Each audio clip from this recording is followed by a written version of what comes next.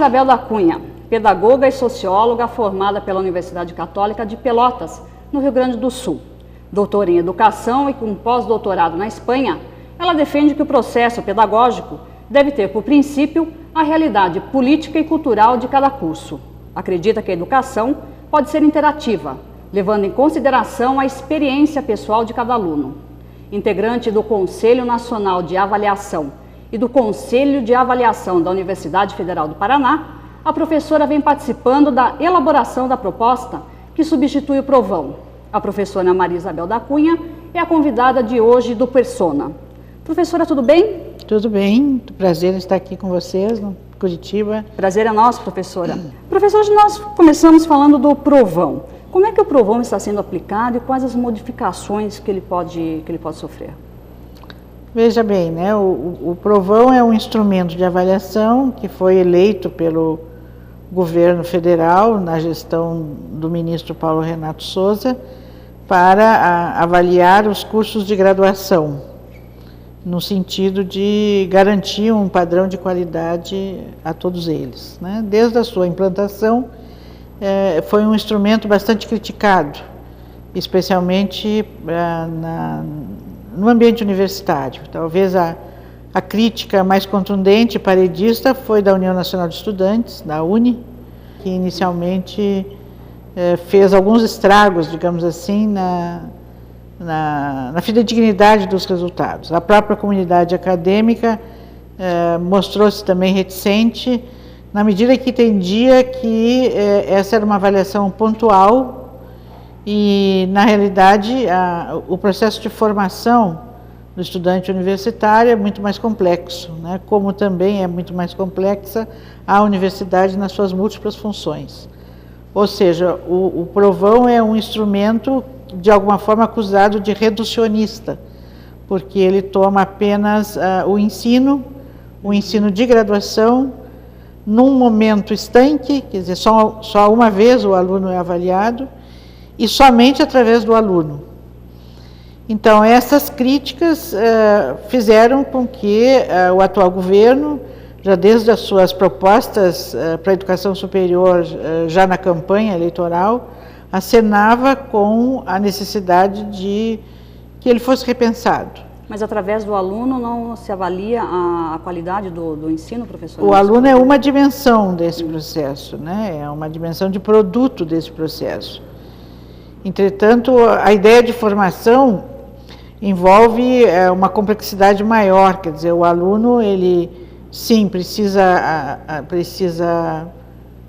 revelar um domínio de conhecimentos, mas as profissões de ensino superior, elas exigem uma multiplicidade de atitudes, de habilidades, de competências que não se reduzem ou não são aferidas de uma forma tão simples como uma prova. Quais seriam, professores? Quais uns exemplos?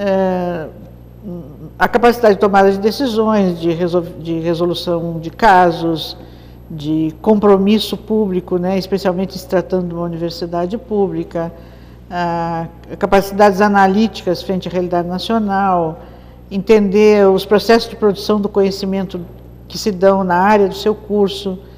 Quer dizer, há uma série de outros elementos que integram a formação do estudante, né, que dificilmente se pode aferir em uma prova. Isso é fácil de ver, por exemplo, no cotidiano da sala de aula, né? O professor muitas vezes avalia o seu aluno por uma prova, mas ele também colhe uma série de outros indicadores, né, do ponto de vista de participação, capacidade argumentativa, relacionamento coletivo, respeito à diversidade. Aliás, acontece muito do aluno ir mal na prova, mas tem uma boa participação em classe. Muitas vezes. E a literatura informa, por exemplo, que nem sempre são os alunos que têm o melhor desempenho nos testes e notas mais altas, por exemplo, que se revelam bons profissionais, né? Porque o exercício da profissão exige habilidades múltiplas que nem sempre se esgotam na dimensão cognitiva. Professora, já aconteceu do aluno ter boas notas, ter uma boa participação e não passar no Provão? Como não se tem, assim, estatisticamente essa relação, não é, porque o discurso sempre foi enfático de que não seria o aluno a ser avaliado, e sim o curso, através do aluno, né? Então, acho que esses estudos que relacionavam o desempenho da prova com cada aluno, eu pelo menos não conheço. Há uma discussão que, inclusive, pressupõe também uma crítica de que o Provon não chega a avaliar o que se chama de valor agregado, ou seja, cursos que têm uma alta seletividade no vestibular e que, então, abrigam alunos com mais altos scores, tendem a se sair bem no Provon, como tendem a se sair bem em qualquer teste, né? No entanto, os cursos que recebem estudantes, talvez com um preparo menos competitivo, digamos assim, muitas vezes, quando eles alcançam um bom desempenho no Provon, isso significaria maior sucesso do próprio curso, né? Porque, de fato, se debitaria ao curso o esforço de fazer com que esse comportamento de entrada do estudante, que muitas vezes indica algumas deficiências, né, ter se transformado num bom desempenho final. Dá para fazer uma comparação, professora? Não sei se eu estou no caminho certo, mas nós conseguiríamos fazer uma comparação, por exemplo, daquele aluno que vem da escola pública, de uma escola de bairro, de uma escola, entre aspas, considerada não tão boa, e do aluno que vem de uma escola particular, com mais bagagem, tudo. Dá para fazer essa comparação? Hoje em dia os dados demonstram, né, que os cursos que têm mais alta competitividade, eles atraem estudantes que se preparam para isso, né? Não só porque vêm de escolas privadas mais conceituadas, mas porque também fazem uma formação paralela, né? Cursinhos especializados, professores particulares, ensino de línguas, quer dizer, há um capital cultural, né, que esses estudantes têm, afora o capital cultural decorrente da sua condição de classe social, né? Então, são jovens, né, foram crianças que viajam, que têm acesso à cultura, que tem internet. Que tem internet, exatamente. Então, que tem realmente uma condição muito mais favorável de um bom desempenho, né? Agora, a ideia de que nessa nova proposta de avaliação, não seja o aluno a unidade de avaliação, né, e nem também o curso, mas que seja a universidade, a instituição de ensino superior, nem sempre todas são universidades, né, mas no caso aqui que estávamos falando, então a universidade ou a instituição é que seria a unidade de avaliação. E isso muda um pouco a compreensão do processo. É, né? Difícil para a universidade ser avaliada, professora, para qualquer outra instituição de ensino? O ministro diz uma frase que eu já ouvi muitas vezes, que ele diz que a gente só avalia o que a gente ama, né? Então, acho que a cultura da avaliação é uma cultura que nós temos que preservar na universidade.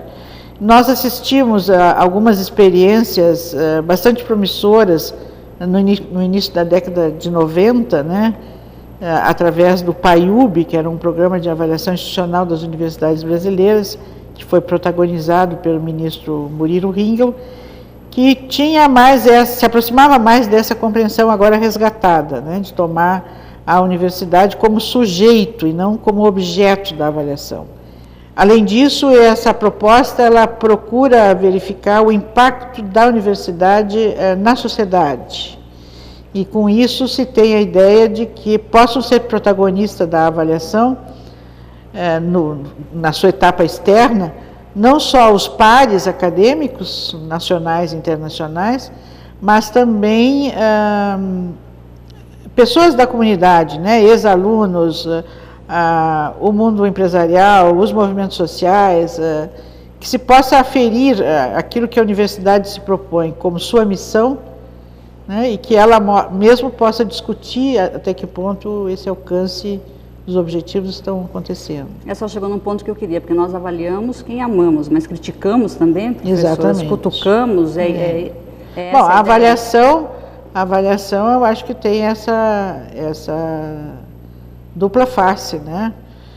Se ela tem um sentido pedagógico, ela tem um sentido de fazer progredir, né? De um movimento sempre, um movimento de uma energia positiva que traga progresso.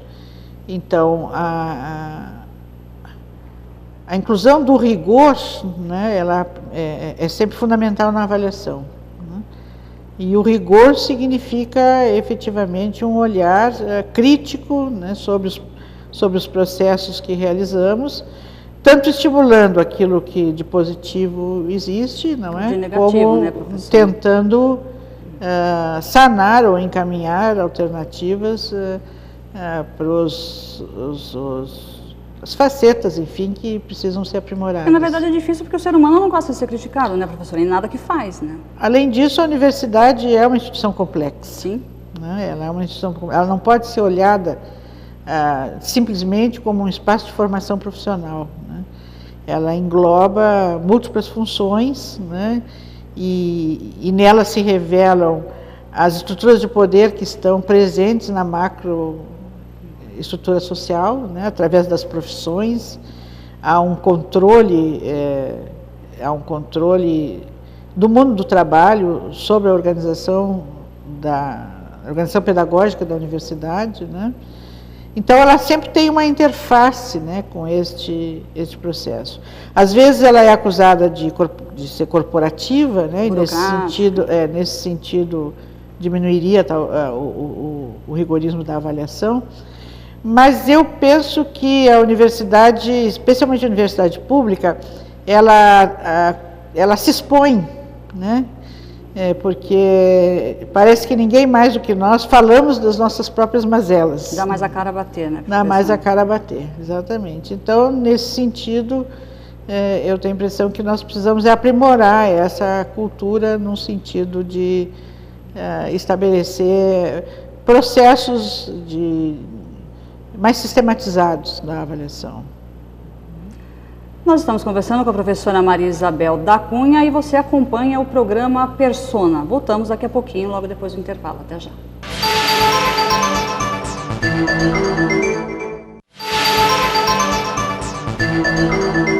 Você está acompanhando o programa Persona. Nós estamos entrevistando hoje a professora Maria Isabel da Cunha, que é pedagoga e socióloga. Professora, a senhora já fez uma análise dessa questão de mudanças no provão que devem ocorrer, tudo. Agora, a senhora também está defendendo um processo interativo na educação, que seria as experiências pessoais dos alunos, elas serem mais envolvidas na educação. Como é que é isso? Bem, há algum tempo, provavelmente desde a década de 80, né, nós temos sofrido no bom sentido, né, as influências de teorias que nos informam a importância da gente refletir sobre as compreensões de conhecimento que sustentam, digamos, a lógica tradicional do ensinar e do aprender, né? E nesses últimos tempos, com o avanço, inclusive das tecnologias, né, cada vez mais se critica os processos educativos que ainda estão muito ligados a uma forma narrativa, não é, linguística, expositiva, digamos assim, de ensinar, né? Além disso, essa compreensão ela se alicerça numa ideia de conhecimento que pressupõe que ensinar é transmitir informações, né? Por isso que os nossos alunos têm uma atividade muito mais passiva e também parte do pressuposto de que a ciência e o conhecimento é fruto de grandes generalizações e que, portanto, todos nós aprenderíamos de uma forma idêntica, de uma forma generalista, digamos assim, né? A compreensão teórica mais recente diz sempre que nós somos sujeitos históricos, né, contextualizados. E, portanto, tudo que a gente aprende é uma aprendizagem autobiográfica. ela se ancora na experiência de vida, nas relações que a gente tem com o concreto, né? Então, o que nós temos defendido é que toda aprendizagem comece com uma recuperação dessa história dos sujeitos, né? Em que os sujeitos possam refletir na construção e na trajetória que realizaram. Eu me dedico muito, por exemplo, à formação de professores. E por muito tempo, nessa racionalidade técnica, a gente começava cursos de formação de professores como se as pessoas nada soubessem sobre docência. E a partir daquele primeiro dia de aula, eles iam aprender a ser professores. Mas mudou muito, não mudou, professor? Pois é, Porque de um tempo para cá, o professor hoje já não é mais aquela pessoa que entra na sala de aula e fica só na narrativa. Ele participa também. Mas essa expectativa nos mostrou, através das pesquisas, né, de que, na realidade, a profissão docente ela é uma profissão do senso comum. Ou seja, os nossos alunos que se preparam para ser professores, pelo fato deles serem alunos já há 15, 16 anos, né, eles têm um imaginário sobre a profissão docente, eles têm modelos de docência, né? Também a mídia traz modelos de docência, os relatos das famílias, né, os exemplos, mãe professora, uma tia professora, quer dizer, estes modelos estão arquivados, digamos assim, no imaginário dos futuros professores. E que, portanto, para nós discutirmos a formação de professores, ou a construção dessa docência, é preciso fazê-los refletir sobre essa memória, né? E a partir daí, então, ter uma explicação teórica que lhes faça, enfim, propor uma forma de docência que, de fato, esteja de acordo com o que ele pensa. E não só um processo mecânico de reprodução dos modelos que ele historicamente construiu. O dito popular, né, professora, normalmente as pessoas falam que o professor antigamente era o professor bem melhor do que o professor é hoje, porque ele era, normalmente é professora até, né? Aquela professora que ia na sala de aula e se o aluno tinha algum problema, ela acompanhava o aluno em casa, explicava, conversava com os pais, tudo. E que hoje o professor não faz mais isso. Quer dizer, mudou tanto assim o professor não tem mais aquele ideal de educação que ele tinha antes? Ou... Olha, eu acho que o nosso professor é um herói, né? Especialmente o professor de escola básica, porque as condições de trabalho e de vida do professor realmente mudaram muito, né? Os professores, há muitos estudos e a nossa experiência concreta mostra, né? Os nossos professores de há 30, 40 anos atrás tinham uma outra expectativa de vida, eles vinham de outra classe social, normalmente né? Eram as mulheres, e tinham condições, por exemplo, de sobrevivência com um salário bastante mais compatível, né? As escolas tinham um processo cultural, disciplinar, né? As famílias interagiam mais, e hoje é constante a gente abrir os jornais, né, dos centros urbanos, e todas as vezes tem alguma notícia sobre vandalismo em escola, sobre violência, sobre... Então, o professor se responsabilizou muitas outras tarefas relativas à educação e, ao mesmo tempo, não acompanhou uma condição de trabalho, tanto de condições objetivas de trabalho como de salário, compatíveis com essa sobre-responsabilização. Até de professor que consegue arrumar a escola, né? A professora manda consertar alguma coisa ali, uma telha que não tem. Então, como em toda profissão, não é? Isso não é uma regra geral, né? Há pessoas mais comprometidas e há menos comprometidas. Mas, no todo, eu, pessoalmente, debito uma grande homenagem ao professor de escola básica e de escola pública, né? Porque eu acho que ele ainda faz o que pode e na realidade faz muita coisa boa. É que nós, muitas vezes, o que é por próprio defeito cultural, né, as coisas ruins aparecem mais do que as coisas positivas, né? Mas quando a gente começa a fazer essa interface com as escolas, a gente percebe ainda o quanto de coisas interessantes existem para crianças que, se não tiverem essa experiência na escola, dificilmente terão em outros lugares. Agora, professora, como é que fica essa questão, voltando ao tema das universidades, saindo um pouco da escola básica, como é que a senhora falou numa nova metodologia, a partir dessa análise, desse processo interativo?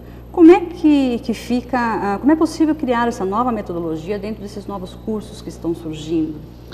Nós temos provocado sempre uma reflexão sobre a conceituação da universidade, que inclusive é lei, né, é Constituição, de que na universidade o ensino é indissociável da pesquisa.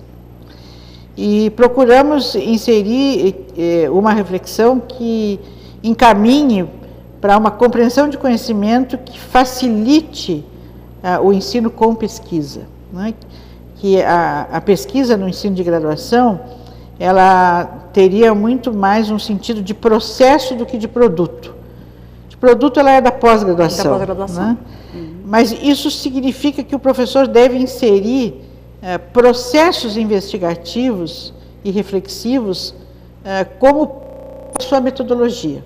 Ao invés do conhecimento chegar pronto, já com uma síntese, às vezes até caricatamente como o xerox do caderno do colega do ano passado, né, que nós pudéssemos trabalhar efetivamente com desafios e problemas da prática, que mobilizasse um protagonismo dos alunos na construção de um conhecimento que pode não ser inédito, mas é novo para ele que constrói.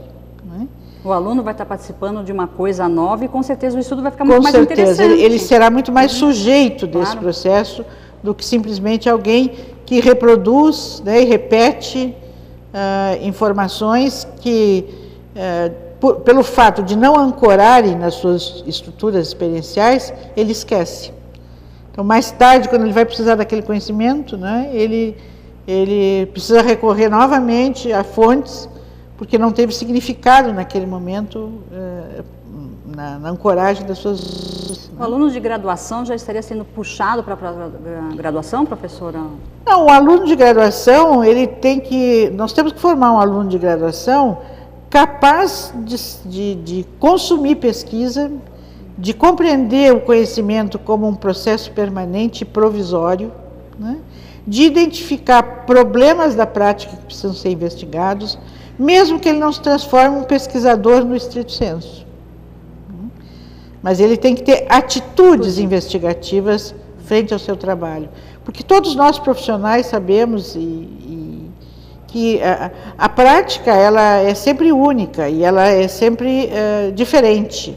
Por mais que nós nos preparemos, nós temos que estar aptos a trabalhar com o imprevisto, com aquilo que se apresenta, né, como uma possibilidade de interpretação dessa realidade e tomada de decisões nas soluções de problemas. Aliás, o aluno sairia muito mais preparado para o mercado de trabalho, não é, professora? Porque hoje se o discurso do mercado de trabalho se configura como tal, né, onde se exige pessoas com esse tipo de habilidades, né, até porque digamos, a chamada revolução da informação via internet, né, hoje em dia coloca a informação à disposição das pessoas. Ninguém mais precisa decorar compêndios, né? A informação está disponível. O que nós precisamos são pessoas, nesse caso estudantes, que saibam interagir com a informação, realizar processos de análise, de síntese, de conclusão, dialogar com a informação colocada, fazer críticas, transferir aquele conhecimento para situações concretas e práticas, né? É uma tradução da teoria geral para situações específicas, né? Ser um estudante com uma boa formação. Com certeza, né? Uma boa formação entendida nessas dimensões intelectuais, éticas, né, de compromisso com o que ele se propõe.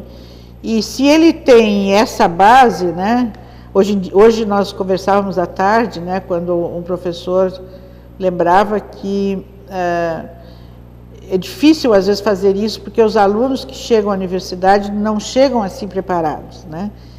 E eu fiz uma brincadeira dizendo que é verdade, né? Os alunos não chegam assim preparados e isso é um desafio. Mas pior do que chegar ou não chegar com essas habilidades na universidade é sair da universidade sem elas, né? Então, é claro que nós não podemos, isso aí não tem selo de qualidade, não podemos dizer que todos os estudantes alcançarão na mesma dimensão esse patamar. Mas é nosso dever, enquanto professores, estimular, né, para que um grande número de estudantes consigam encontrar sentido naquilo que aprendem. Gostar muito daquilo que está fazendo, exatamente, né, professora? Isso é muito importante. Porque né? o que a gente atribui sentido, né, acaba havendo dedicação, compromisso e realmente extrapolando essa condição simplesmente de conseguir um diploma. Até porque hoje os estudantes também às vezes custam um pouco, mas se dão conta que o mundo concorrencial é muito grande. Né? É forte, né? Exatamente. Então, não basta simplesmente ter um diploma, como antigamente acontecia. Né? Mas o aluno não está indo mais, está fazendo mais pós-graduação, procurando alguma outra coisa nesse sentido, professora? Porque hoje, normalmente, ele acaba a graduação e já está pensando em fazer pós-graduação, está pensando em fazer mestrado, está pensando em fazer doutorado, que é uma coisa que, por exemplo, há 20 anos não acontecia. É verdade. E não acontecia por diversos motivos. Né? Primeiro, a oferta de pós-graduação e especialização era muito menor. Além do que, a crise do mundo do trabalho era menor. A concorrência é maior hoje. Né? E também eram menos os estudantes que chegavam ao ensino superior. Então, quem tinha um diploma de ensino superior praticamente tinha um mercado de trabalho à sua disposição. Né? Hoje isso não ocorre, né? E nos países desenvolvidos menos, não é um problema só brasileiro. Né? Então, o estudante acaba, assim como ele fica muito mais tempo na casa dos pais, ele fica muito mais tempo na universidade. Né? E há países, por exemplo, eu vi isso quando estive na Espanha, que o governo, por exemplo, acha que é mais econômico manter o estudante no sistema educativo do que manter um desempregado no mundo do trabalho. Então, ele mesmo vai oferecendo oportunidades para que o aluno permaneça mais tempo para atrasar, digamos assim, né, a demanda de jovens no mundo do trabalho. Professora, vamos falar rapidamente, que o nosso tempo já está acabando, a respeito do terceiro setor. Aí. Hoje nós temos muitas organizações não governamentais, que isso também acaba contribuindo para o desenvolvimento do aluno, não? Com certeza. Eu acho que o aluno hoje vê nisso que se chama terceiro setor, né, uma grande possibilidade de espaço de trabalho. Né? Porque quando a oferta de empregos era bem maior, a ideia sempre era de que o estudante saía ao mercado de trabalho para conseguir um emprego, uma estabilidade. Hoje, com a crise da empregabilidade, ele acaba tendo que ser o próprio promotor do trabalho. Né? E aí a gente tem percebido que há uma certa tendência de organizações coletivas, né? Que eu outro dia discutia um pouco, por exemplo, nessa área da informática, né? A quantidade de jovens que hoje reúnem-se para propor microempresas ou organizações não governamentais, né, que trabalham com pesquisa, com assessoria. Então, eles não têm mais patrão. Né? Trabalham em casa. É claro que eles também não têm a segurança que historicamente as leis trabalhistas nos garantiram. Né? Mas é a alternativa de sobrevivência, né? Claro. E de pôr em prática o seu trabalho. Isso exige também do aluno uma preparação, um investimento nessa questão da iniciativa. Né? Ele não sai mais para encontrar um emprego disponível. Ele está saindo para ser um gestor do próprio trabalho. Tem que acompanhar a mudança, não tem jeito, né, professora? Tem que acompanhar a mudança. E necessariamente uma mudança que não desqualifique, né? Que signifique uma possibilidade sempre da gente ter uma sociedade mais justa, né? Uma sociedade que tenha oportunidade para todos. Professora, a senhora falou no início do programa a respeito dessas mudanças que devem ocorrer no Provão agora. Nós podemos esperar essas mudanças já agora para o final do ano, começo do outro? Como é que Esta semana, até o dia 10, em princípio, o ministro teria dado para que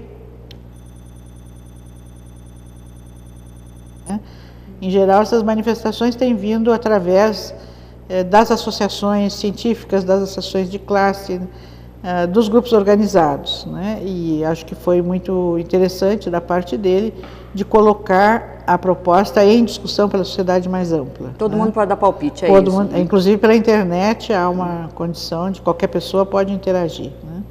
Então, acredita-se que a partir do dia 10, que seria a semana que vem, as tratativas para o encaminhamento definitivo sejam feitas, inclusive porque isso significa um certo arredamento legal. É preciso mexer em legislação e, portanto, precisa ir à Câmara dos Deputados.